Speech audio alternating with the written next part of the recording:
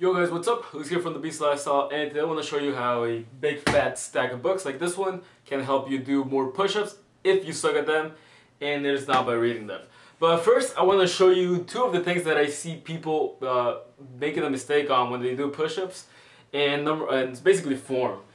And number one is when they're in the push-up position, their hips are just sagging down, they're way up too high, or their arms are just way too flared out. When you're beginning, you want to make sure that you put the shoulder in a good position so it doesn't put a lot of strain in them. When you're like this, flared out, you probably have no shoulder stability and you're just asking for a shoulder injury because you don't have the upper body strength in order to push yourself up. So that's where the books come in. But first, let me show you my little ghetto diagram. Hopefully you can see me from right there. Basically, here we have your feet.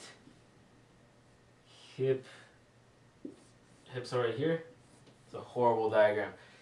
And you have your face and your arm. So basically what you want to have together is your ankles or your feet. You want them aligned with your hips and your shoulders. So it should be a straight line. Pretty crappy diagram, but you should get the point. So, like I just said, shoulders aligned with the hips and the ankles. So when you push down, everything's a straight line, and you're pushing with your arms.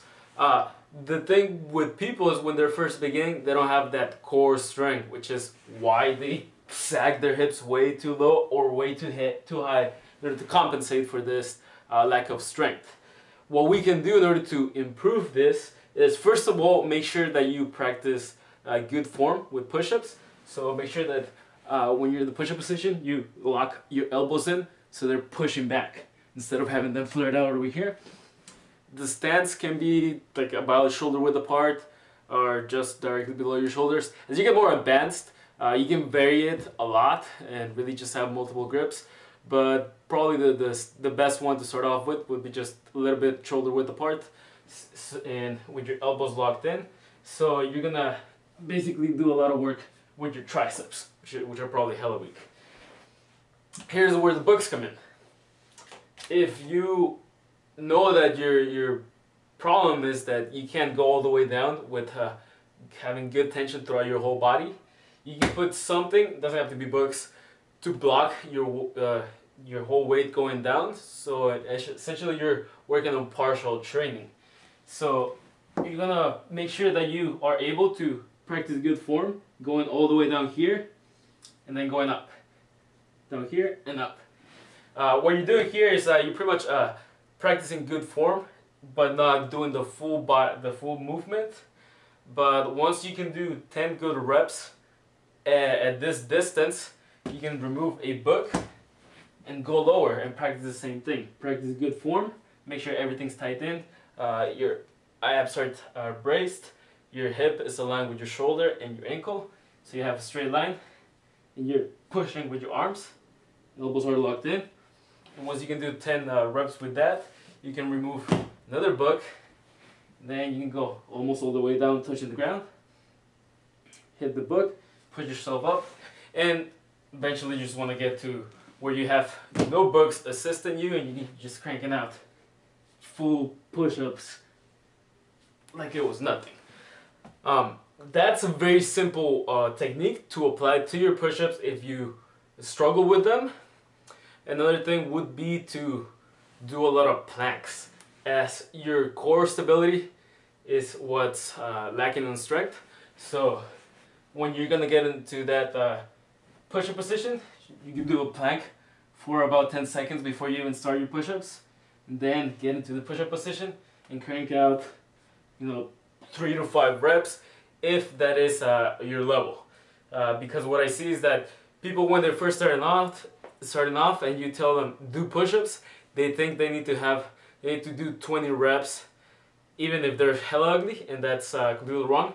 You want to make sure that even if you can only do 3 good reps, that you do multiple sets of 2 or 3 reps, which eventually will amount to a lot of reps. See, if you do 10 reps of 2 because you can only get 3 good reps, that's going to be 20 reps in the end. So That's better than doing 3 sets of 20 crappy push-ups, which I would probably wouldn't even consider push-ups. But that's it. Quick tip in regards to body weight training, especially push-ups, which is partials. And this applies to any other body weight move and weighted move as well. So practice that with your push-ups, practice good form, and this will also help you if you are doing weighted push-ups and you notice that your form is crappy and it's just sluggish, your hips might be sagging down. Practice a lot of planks as well as partials until you're going down 10 good reps all the way down chest to the floor. So once you get good at that, then you can do crazy things with the push-ups and get crazy with that. So that's it. Quick little tip. Hope you like this. Let me know if you have any questions and I'll be glad to answer them. Sign up below for a free bodyweight ebook. I show you some progressions, some 7 bodyweight exercises that you should be doing, and you'll get that for free right now. So sign up for that. Any questions you have, drop them below. Subscribe to the channel, and I'll talk to you later. Peace!